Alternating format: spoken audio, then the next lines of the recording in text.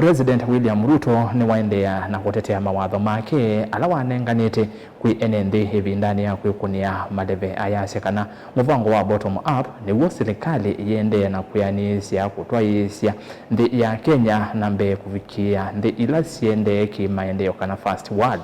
Ainene ya kaunti ya Baringo Ruto ingi ni wasekana kinando cha miako kana infrastructure fund chai nthini wa mawatho make aivuthisya maoneni mangaliko ya ulei makulea na muvango wake wa kutwikithia Kenya first world. Osea Kimanzi ni wa kutuvinguya vilingi wa mauvo na ilivoti.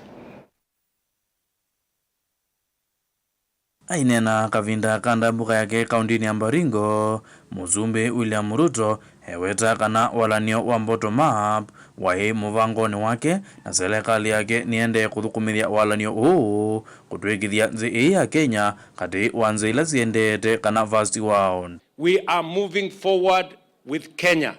This first world will be a reality in our lifetime. And we are moving unhindered. We are not being sidetracked. Hatuwezi kupotea njia wakati mahali tunaenda. Kwa hivyo, na mimi nataka niwaeleze ndugu zangu. Nilisema na nitarudia. Bottom up was not and is not a slogan.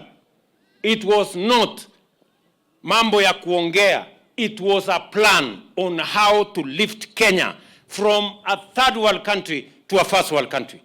Kuna wengine saa hizi ndio wanaanza kutuongelesha, wanasema ati tumebadilisha, ati tumewacha bottom up, ati tumeenda first world. Mimi nataka niwaeleze, waende wasome manifesto. Muzumbe Ruto ni waende na kwazekana kinando cha infrastructure fund chainzini wa mawatho make na vaimu vango serikali twaisie utena mawatho ala wanenganie kwi enenzi. In that manifesto we have the National Infrastructure Fund.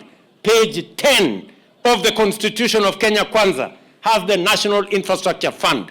So the National Infrastructure Fund sio kitu imetokea hewani. We have not parachuted anything from anywhere. We are simply implementing the plan that the people of Kenya in the elections of the last election voted for. And that is why I am asking Parliament, hiyo kazi yote ambayo tumesema tunaendelea nayo ndio ya kutoa Kenya chini, tukasema from the bottom up, meaning we are getting Kenya from a third world country to a first world country. That is the meaning of bottom up. Kavindani kau Muzumbe Ruto ni ongela na kwazekana nzi ya Kenya iditwe itina muno kimaendeleo kwa ilungu ya miaka mingi kumana na utongoi ula kuweta tamuthuku.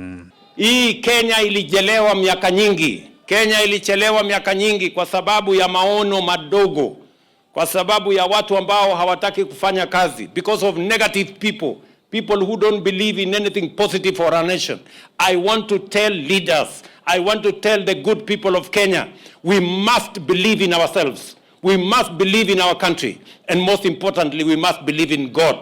Na Mungu atatusaidia. Nimeona askofu moja amesema kule Mombasa ya kwamba hii safari ya first world, hiyo rais anasema itachukua, hata yeye anaona itafika mapema. Mimi namwambia huyo askofu, mimi nakubaliana na wewe.